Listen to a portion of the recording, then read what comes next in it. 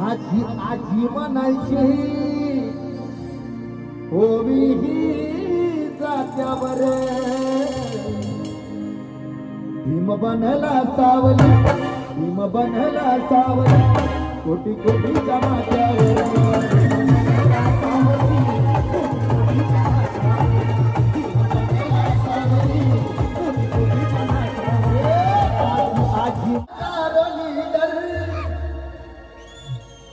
मला सगळ्या माझ्या मित्र मंडळींचा आवाज पाहिजे